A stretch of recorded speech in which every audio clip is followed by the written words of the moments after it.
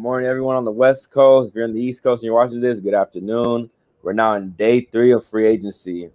This episode is going to be mainly about the first 2 days, somewhat what happened today already, but we're going to go over what happened the last 2 days. And a whole bunch of stuff happened in the NBA. A whole lot of shifting, a whole lot of people becoming contenders, and now people are losing their spot in the playoff ranks.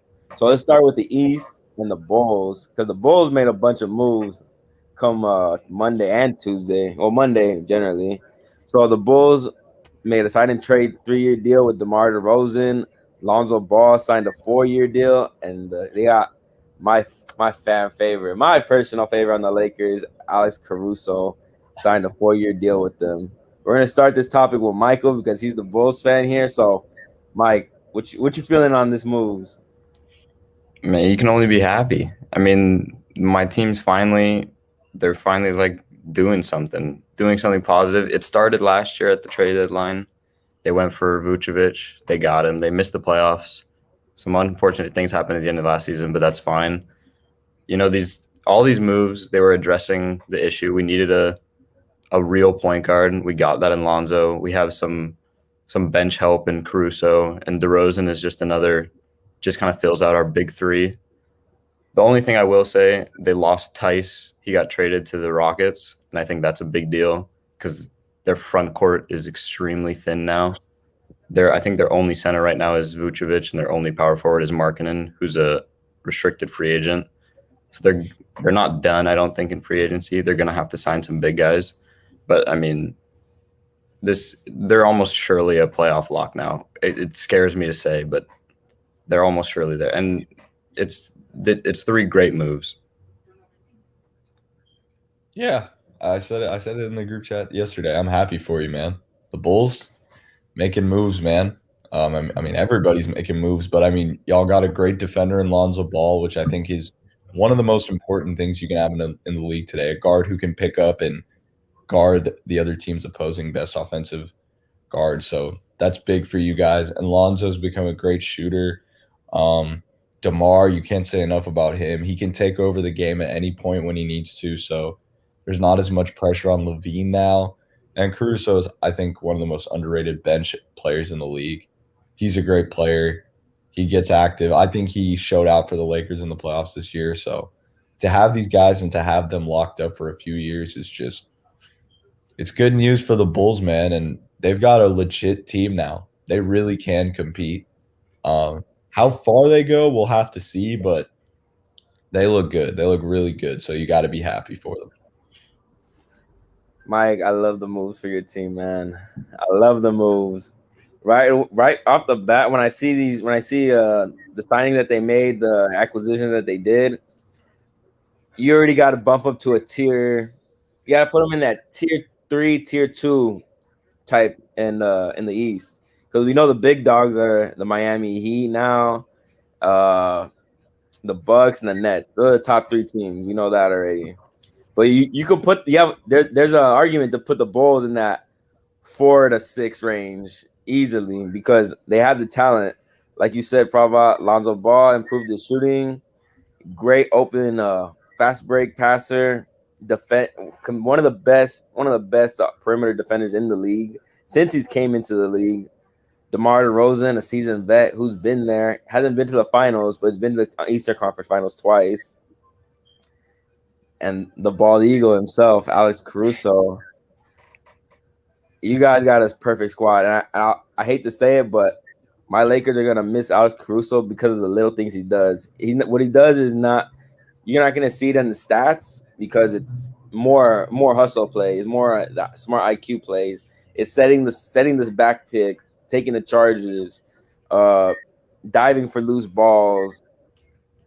If you want someone that does it all and doesn't really get the glory, Alex Caruso's your guy. And I'm happy for you, Mike. And the Bulls are gonna be a fun team to watch, especially with that backcourt of Lonzo and LaVine. It's gonna be crazy. And then you gotta add Vucevic to it. Everyone's forgetting about him. They're all forgetting about him. 4. That's a solid 4 right there. Got to relish in the moment, man. I know, that's true.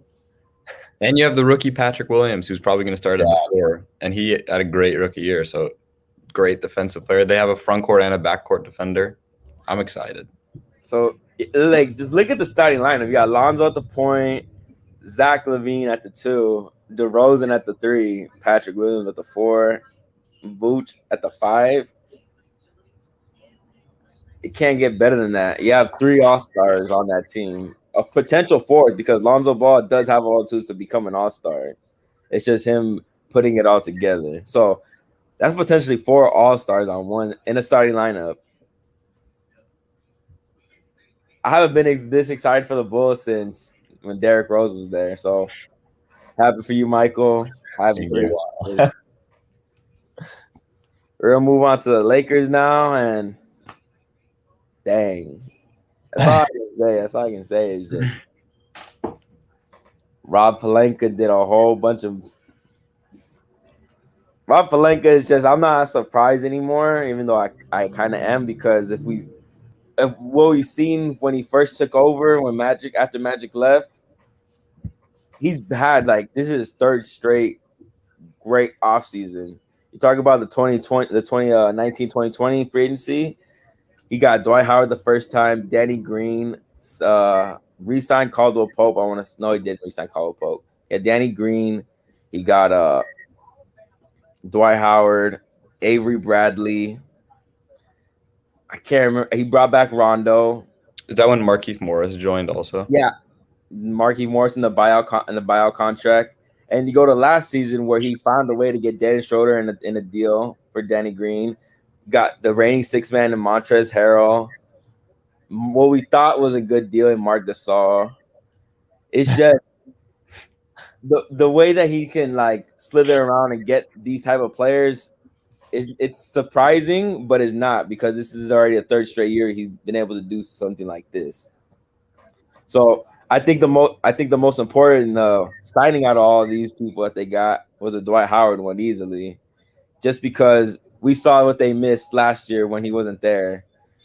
Tough down low defender, brought energy, and honestly can still run the floor at almost 40 years old. So I love all the signings that Rob Pelinka did. What do you guys think? I mean, of course, I think all of this gets still overshadowed by Westbrook. But I think, putting that aside, I think the most important is a mix of Carmelo and Kendrick Nunn, just because it adds someone off the bench that I think, especially Carmelo, that LeBron won't be afraid to just say, okay, you take over for 5 minutes, we're going to rest. And Carmelo will just go out there and shoot. And, I mean, he's good at that. Shooting, he had the shooting award a couple years in New York. He can still get buckets. He did it in Portland. So, I mean, LeBron had a hand in all these. So he's definitely happy. So, but the Lakers, they're looking good. This is a lot of signings in the first 2 days. Yeah. I said it yesterday. I'm going to say it again. As your friend, Jesse, I'm very happy for you. You got a nice team going. But I'm frustrated because this team is way too good. This team is way too good. It's like a 2K My Team. Seriously. I mean, stuff you see in video games, but I mean, they look complete. They look really complete. I know before last season started, we thought the Lakers had a very complete bench. Turns out that wasn't the case as the season went on. But now you've got a lot of guys, a lot of new guys where you can look at and say, this could work.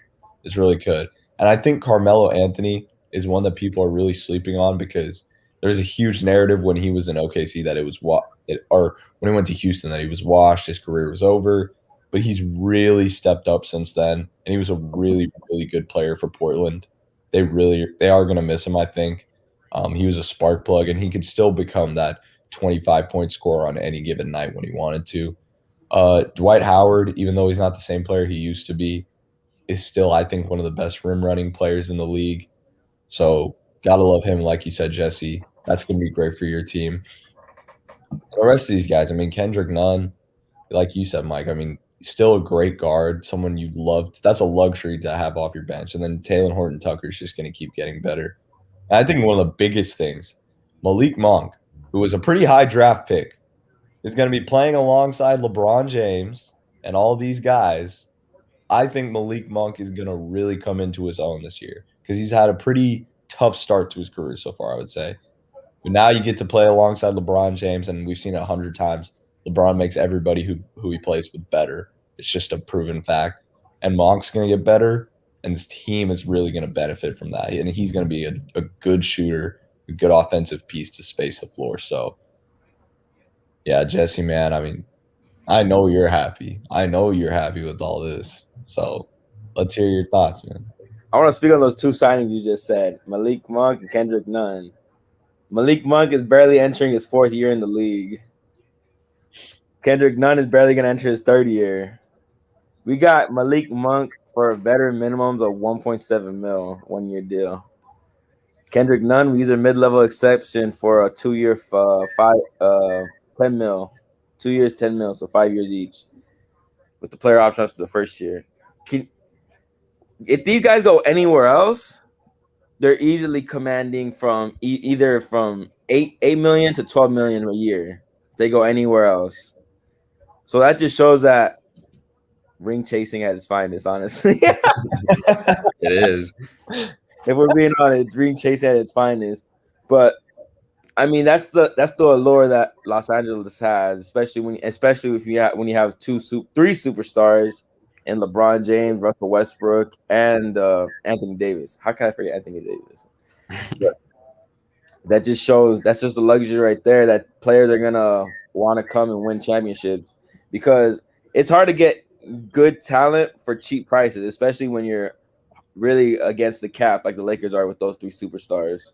So I love all the picks. I think Robert Pelinka, Executive of the Year once again, should be for the 3rd time in a row, in my opinion.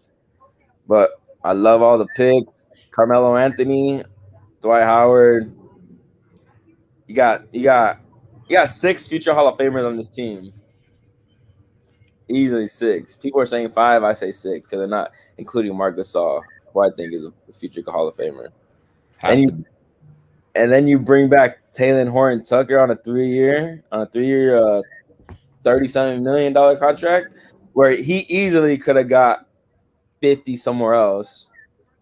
So just the fact of that is, it's amazing.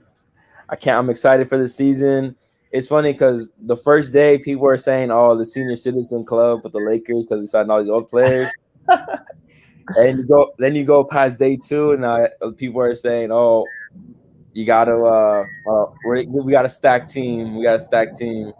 It's funny how the narrative switches.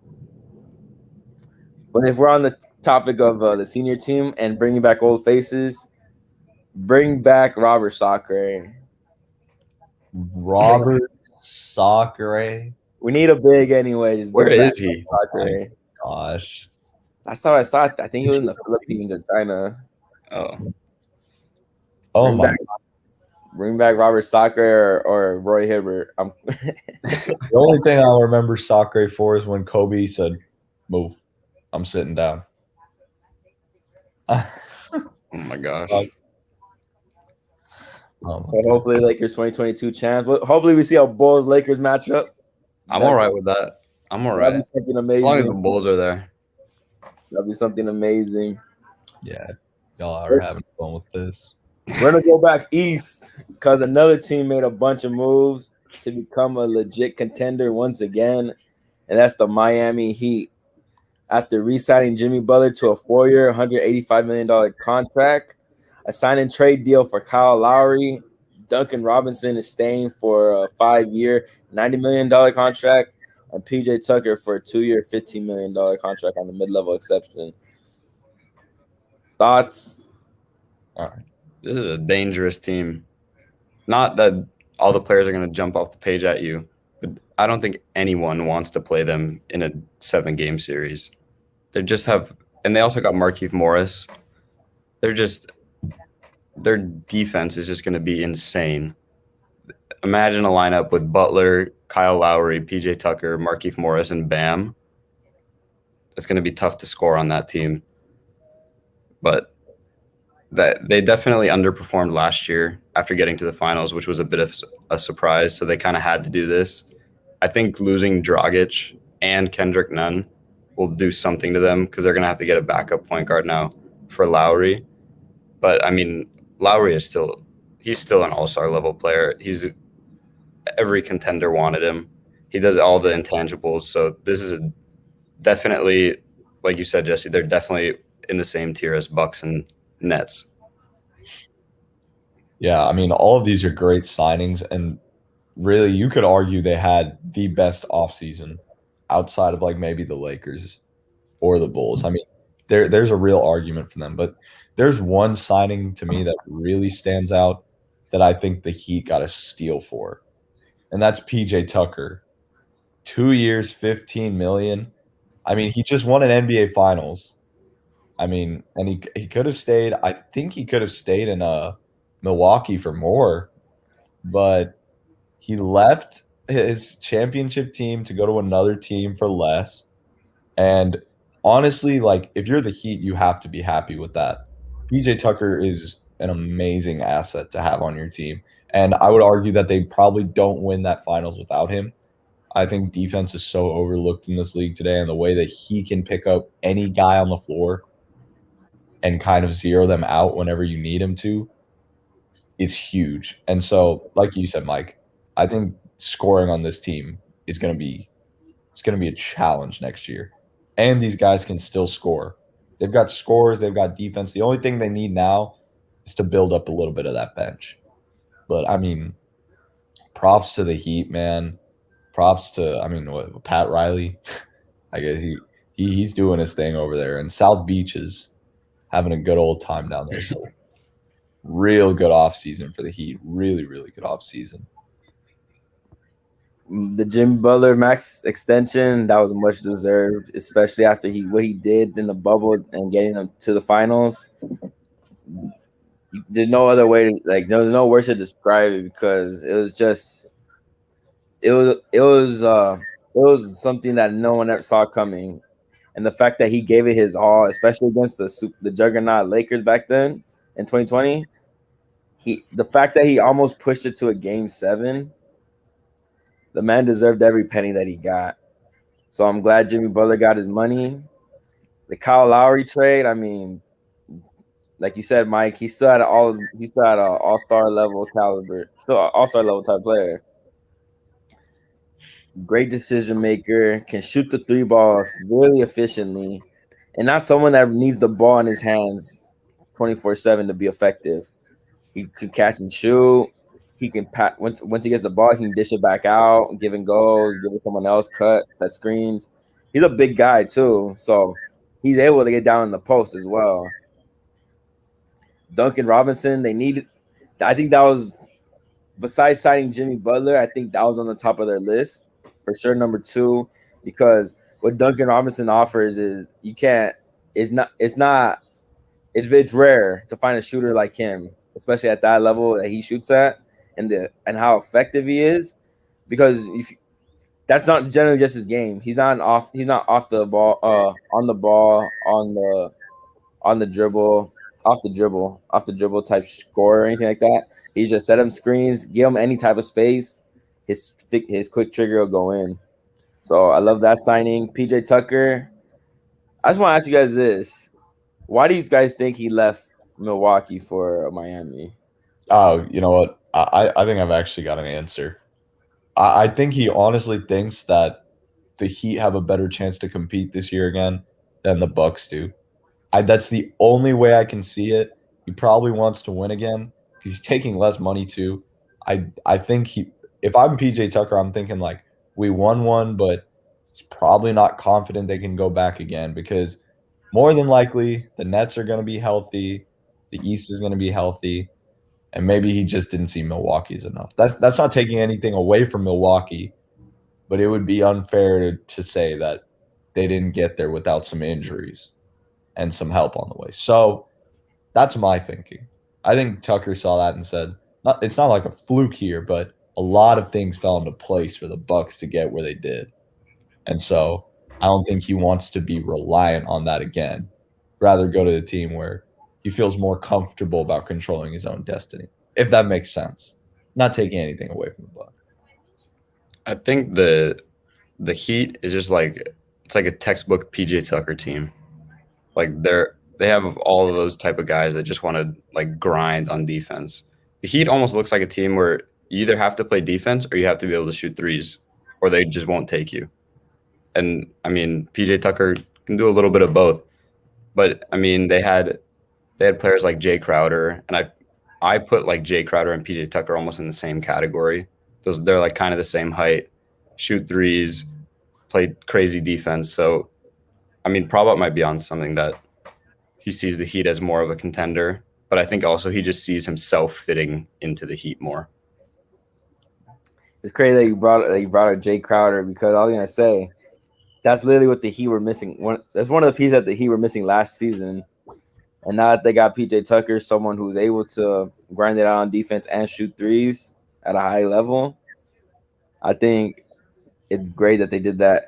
I think the PJ Tucker signing was also a good fit, because say if they do meet against Brooklyn, we all know who's going to guard Kevin Durant. PJ Tucker. So I'm glad to see that the Heat are thriving again. I mean, I'm cool with like Stephen A said, he wants that Miami LA finals. I wouldn't mind seeing that either. But hey, Michael, I'm sticking with the Bulls Lakers finals, all right? No, maybe it'll be Miami Heat Clippers. Nah. So we're talking about Steph Curry. He re-signed with the Golden State Warriors for a 4-year, $215 million contract, becoming the first player to ever sign two $200+ million contracts. Well deserved. That's all I gotta say. There's not much to say about it. He deserves it all time. Yeah. He stayed with the Warriors. I think if LeBron stayed with one team, he would have got these kind of contracts. But since he's moving around, he doesn't. I mean, Curry obviously deserves it. So we can't really say anything else. I would add something, but Steph Curry. Retiring a Warrior. I mean, you love to see these type of deals, because by the time his contract ends, because right now, how old is he? I think he's 33. By the time he ends, that's gonna be like almost 40. Let's see. By the time he's 33. Yeah, he'll be 37 by the time that one ends. Yeah, man. That's crazy. And I think by that time he'll be retired by then. Yeah. Maybe. So, yeah. Steph Curry retiring a Warrior. It's rare that we see players retire with only one team. Glad to see him do it. Absolutely. So we're gonna go back to the East, to Atlanta, the hot Atlanta. Because Atlanta extended their two young duo and Trae Young to a 5-year, $207 million contract, and John Collins this morning to a 5-year, $125 million contract. They got their duo back for 5 years too, and we saw the potential that they had in their first playoff run. What do you guys think? Are they gonna be able to replicate what they did last season in the playoffs, or this is a waste of a signing? I don't think it's a waste of a signing, because I mean, you gotta this is their core, so you gotta lock it down as long as you can. But I think they need to make other moves, because I don't think their team, if they just take in the team they had last year, I think like other teams like Bulls, Heat, they're all getting better and they're kind of staying stagnant. So I mean, they're definitely a contender for like the 4 seed, I guess, if we're just saying the other three will get the top 3. But they need to make some other moves. But I mean, this is the first step, obviously, to building like a dynasty in Atlanta. You got to keep your 2 best players for as long as you can. Yeah, any guy who can give you 30 and 10 for a season, which is what Trae Young is, you pay him. And I'm happy that he got paid. I'm really happy that this playoffs happened, because he was one of my favorite players, and he silenced a lot of the people that were just talking negatively about his game, that said his defense was a problem. that he could never be a part of a championship team because of his defense or whatever. I think all of that has been put to silence now. That narrative is done. So well deserved. I was really, really happy for him. And he deserves it. He deserves every single penny of it. He's a great player and he makes his team better. John Collins too. I mean, he really showed what a dynamic second option he could be. I'm not sure what game it was, but the team just went cold, I think, against the Bucks or the Sixers, one of those series, and he lit it up multiple times that series when they couldn't get anything going. So both of these guys, man, they're fun. They're a fun young duo. They're really fun to watch. And I think after this year, you have to pay them. I think the city of Atlanta is going to be in for some good basketball the next few years. They're still probably one piece away from competing, but this is the first step. You got to lock up your core guys, and then you move some pieces around, and then you get that third. I think you could be in for some competition. You never know. There always seems to be one team that just comes out of the blue. 2 years ago was the Miami Heat. Last year was the Hawks. So we'll just have to see. Right away, what this shows me is that they're gonna be a really hot destination to want to come to. The free agent they're gonna want to sign to, because we've seen what Trae Young can do in the postseason, averaging nearly 28 points and I want to say almost a double throughout the whole postseason with 28 points and I want to say like 8 or 9 assists. That in itself is amazing, especially at his size and age, and it's his first postseason. And he was 2 games away from going to the NBA Finals. Because I remember when the Hawks were playing the Bucks, I had a sense of belief that the Hawks were going to be able to pull it off. Had Trae Young not gotten hurt by stepping on the ref's foot. So who knows? They could have been in the finals this season if that never happened because they were rolling. But I love the signing, much deserved by Trae Young. I think looking back now on the Luka Doncic trade, because those two will always be linked together, both teams won that trade without a doubt. Atlanta got their guy. Dallas got their guy. Atlanta's winning games in the playoffs. Luka, no comment, probably. He's winning games with Slovenia. Yeah, and I'm about to get into the Mavs in a second. I'm about to get into them in a second. But yeah, I love the duo. They're sticking together. That pick and roll between the two is just it's nasty. It's fun, man. It's fun. We saw that off the backboard pass on Brook Lopez. So much deserved for both these teams. I'm glad that they were able to get the job done. Atlanta's looking like a hot free agency destination for those who maybe not the superstar level players, but the for sure mid-level type players, like the really good top tier role players. So hopefully they can get something done. But as of right now, I would put them above the Sixers just because they got passed through them, but they're still in that second tier level in the East. Absolutely. So let's head back to the West Side. Chris Paul returning to the Phoenix Suns on a 4-year, $120 million. By the time this deal's done, Chris Paul's going to be around 40 years old. Good signing, bad signing, so-so. What do you guys think? I think the Suns had to do it no matter what because he just got them to the finals. It would have been it probably would have upset some people internally if they just let him leave. But I mean, it is a long contract. Paul hasn't slowed down yet, but you have to assume maybe around like year 3 or the end of year 2 in this contract, there's gonna be some regression. But I mean, Chris Paul, he's a winner maybe not a championship winner, but he wins games. He's good for Devin Booker and for DeAndre Ayton for their development. I think it's a good deal just to keep Chris Paul. After Westbrook went to the Lakers, I think it was pretty obvious he was staying in Phoenix. But it's going to be tough for Phoenix to ever get back to the finals with all the other teams improving. Yeah, I mean, you can't not pay Chris Paul. I mean, he is the reason they got there. I mean, Book and Ayton are great, but they don't get there without Chris Paul. And you saw that change immediately. But I'm with you, Michael. I don't know about 4 years because most point guards by that time they're done.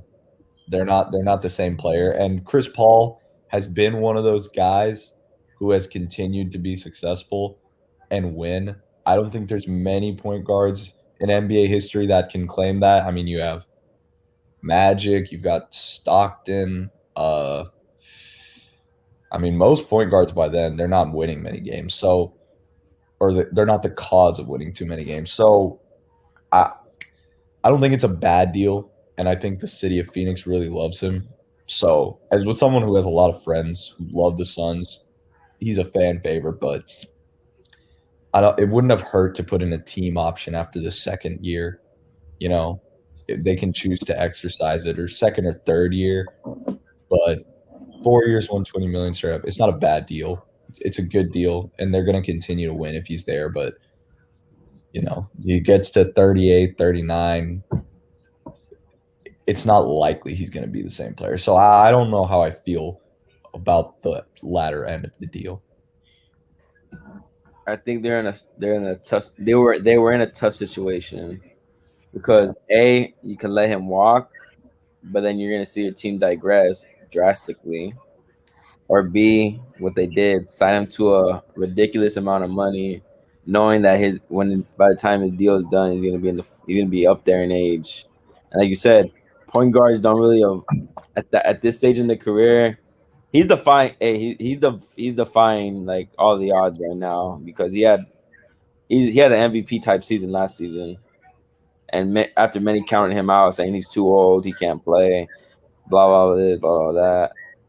So I would say he deserved it. Yes, he did deserve it. But if I was a front office, I think you were strong armed because not a lot of people are going to be saying, I want to go to Phoenix, especially a high level point guard on Chris Paul's level. So Chris Paul won, the Phoenix Suns won, but at the same time, they kind of didn't.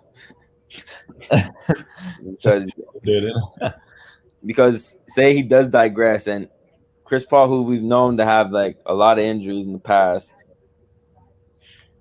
say he does digress and the injuries pile up, it's going to be hard moving that contract. And I think maybe if things don't turn, if they start to see things digress after the second year, we may see a trade situation, or maybe the last year of his deal.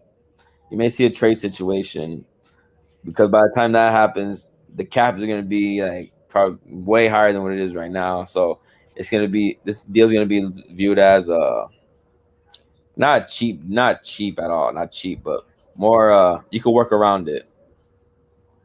So I'm so about it. Glad Phoenix got their point guard, but you look everyone around, they're all way younger than him. So good now move, bad move for the future. And let's talk about other point guard who re-signed with their team. Mike Conley's staying in Utah, but they're also bringing Rudy Gay and Hassan Whiteside. I like the picks. I like the signings. They needed their point guard back in Mike Conley. They got that. Rudy Gay, a scorer off the bench. Another scorer off the bench. Can't go wrong with that. Hassan Whiteside, someone finally consistent who can give Rudy Gobert minutes on the bench. Can't be happier than that. Quinn Snyder, a defensive-minded coach. You got a defensive-minded Hassan Whiteside. Can't get better than that. Gobert is already one of the top shot blockers in the league. You add another top in Hassan Whiteside. You're not going to really dump off on production on defensive end. Maybe on offensive end, but not on the defensive end. Yeah, I mean, there's not much else you can say. Conley is a perfect fit there. He loves it there. You had to re-sign him. I think Rudy Gay is still a threat. I mean, he's still an offensive threat for sure. He's never been great at defense, but you don't really need that from a bench guy. Like you said, Hassan Whiteside, basically a mini Rudy Gobert now. So it works out coming off the bench. It would have been interesting to see if they got a center that had a different skill set than Gobert to see if, because like against the Clippers, Gobert kind of just got exposed.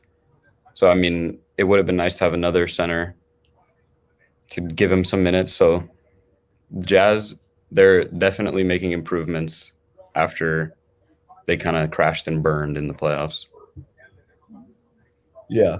And I think the big thing that people need to realize is that, Mike Conley wasn't healthy. So that really changed a lot for them. So who knows if they beat the Clippers or not had Mike Conley been healthy. Maybe they do, maybe they don't. But you have to consider that. And then, yeah, I agree with y'all because that's exactly what I was going to say. Rudy Gay, just another scoring option. Love that.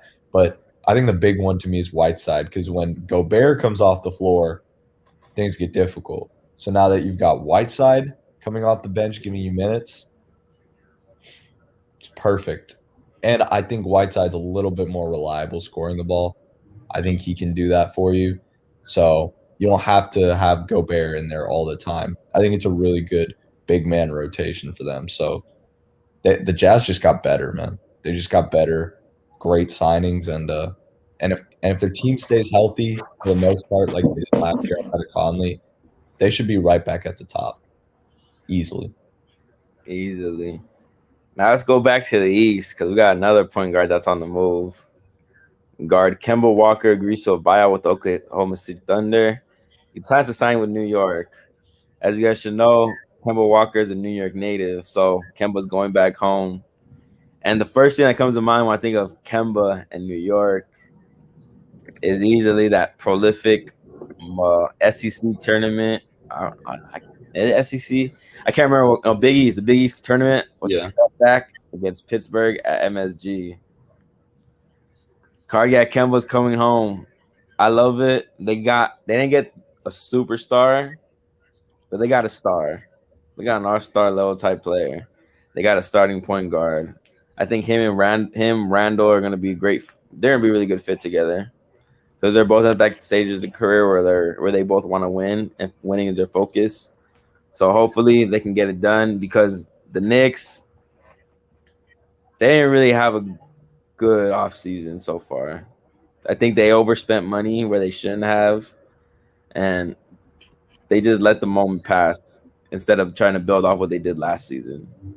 So I think getting Kemba Walker was a good move because they needed a star. They needed a solidified star. But is Kemba Walker the answer? I don't think so. I don't think so either. But hopefully Kemba goes back to what he was with the Hornets. He was just not good in Boston at all. But like you said, the Knicks have not had a good offseason so far. They signed Derrick Rose to a big contract, and they signed Evan Fournier to a huge contract, which I did not expect, and I don't think is a good idea. But I think this one has a chance of working out. Someone had to take a flyer on Kemba, and I think New York is probably the best place he could have landed. So I'm looking forward to seeing him kind of have the ball more and not have to give it up as much. Yeah, it's like a so-so signing for me. I mean, the market value on Kemba isn't crazy right now. And for a team that's trying to get to the next level, this offseason didn't really strike me as one that's going to get them there. At best, they're a first or second round exit. They probably should have beat the Hawks, but they didn't. So, I don't think they made any moves that really got them to that next level. And I don't think Kemba Walker puts them there either. It's a good team of solid guys, but nothing that really stands out to me. So I don't know. I'm nothing against Kemba Walker or the Knicks, but I agree. This is a pretty disappointing offseason if you're the Knicks. In a season where you just surprised everyone and you're looking to get better. Yeah, it didn't really strike me as a winning one. Exactly. I feel bad for the people in New York because you see the Nets. You see the Nets what they have. KD, Kyrie, and Harden, and then they bring in Patty Mills, bring back Blake Griffin, re-sign Bruce Brown. I feel like the Nets are doing much more than what the Knicks are, especially because the Knicks have much more cap room to play with. They could have gone a lot of directions, but no. They could have got Lonzo Ball instead of signing for Kemba Walker. They could have. Who They knows? could Maybe have done a lot of things. It could. Yeah, I could have done a lot of things instead of trying to run it back. I just don't like the Evan Fournier signing at all. So Yeah, I don't get the signing of that either. I don't get how he's on such a big contract, but it happens. Man. So we're gonna go with that last topic of the day. Oh my god. Who's winning and who's losing free agency as of right now? We're each gonna pick one team. We're gonna start with Pravat. So Pravat, take it off because I know you've been holding it in this whole time. Who's winning right now? Man, for me, I've got to go with the Miami Heat. And it's close. It's close between the Lakers, between those two guys. But what the Miami Heat did this offseason, man, has been crazy. I think they're the winners. I think they're in that tier now where they're serious competitors. And I really think they could beat anybody in the East because they're that good defensively. So they're my winners, but my losers are my Mavs. Why? Why? Because our big offseason move was to get Reggie Bullock. Reggie Bullock was what Mark Cuban and Donnie Nelson, not Donnie Nelson. We got a new GM. What our new GM sat down and thought was like, yep, this is what's going to get us to that next level. Reggie Bullock. Here's $5 million, man, or 7.5. I don't even know.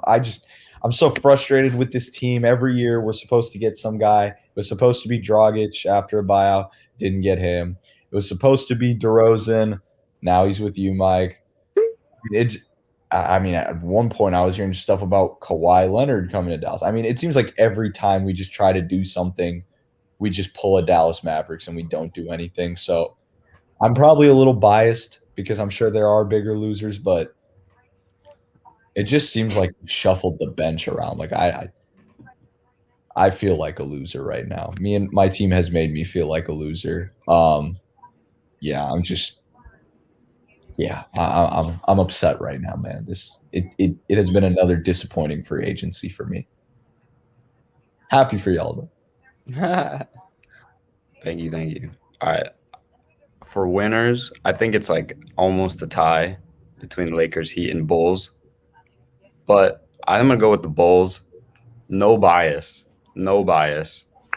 But I think out of those three teams, the gap that they've improved is higher than the rest because they go from a team that finished 11th to a team that should finish 4th, 5th, or 6th. And I mean, they've addressed every issue so far. All they really need to do now, I think they need to re-sign Markkanen just because they have no depth at power forward. I think they need to get another wing guy and then some center depth. But I mean, they're almost a complete team now, which is just great to see. So I'm gonna go with them as the winner. For loser,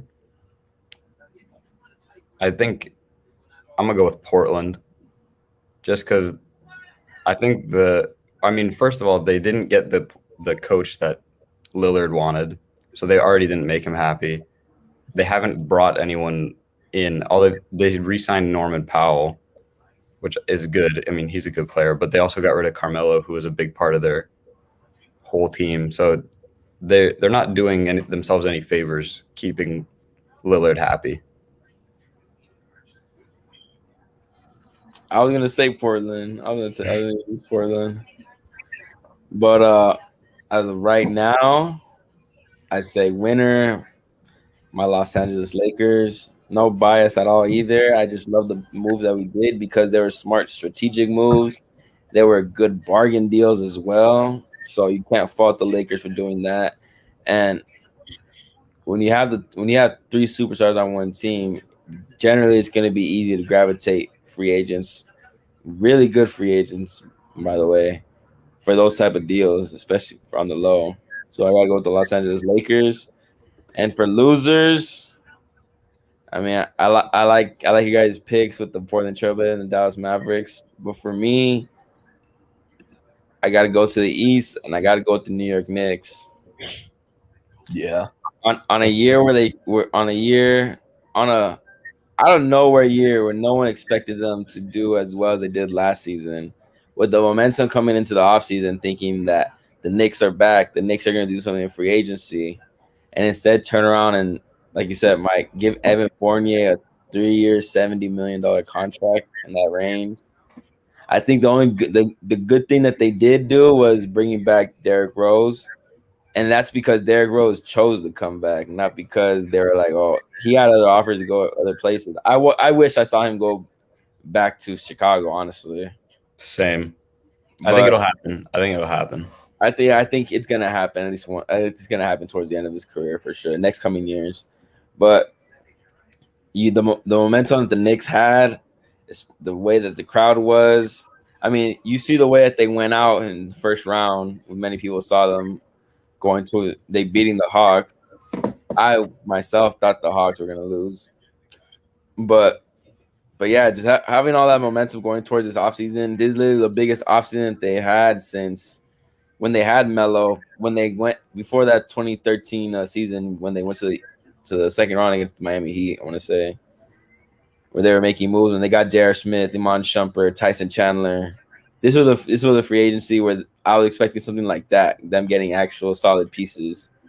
But the Knicks are doing Knicks things, so can't say I'm shocked. I'm very disappointed. So the Knicks are my losers. These are all valid losers. These are all 3 good picks for losers. So I think there are a lot of losers so far. Yeah. I was trying to think. I can't really think of any other one. Anyone who just hasn't done a move yet, I think, can be seen as a loser. Yeah. I was gonna say, like, if we're not talking about them and they don't even come to mind, like, yeah, most likely a loser. You said Clippers, but they're gonna re-sign Kawhi. I think it depends if they can get Reggie Jackson back. I think it's a win. I can't think of anyone else. Maybe you can't really say the Celtics because the Celtics are like they're still a playoff team. Maybe the Magic. What have they done? Oh, I want to say the Spurs, actually. Spurs are a big loser. They're probably the number one, actually. Yeah. I think the Spurs had a really, really bad offseason. They haven't had a good offseason in a while. I think we forgot about them. Spurs are messing up. Yeah. Yeah, all of it is struggling, man. We've collective awful offseason. Yeah, that's going to wrap up our show today. Thank you guys for tuning in. We'll catch you guys again next time.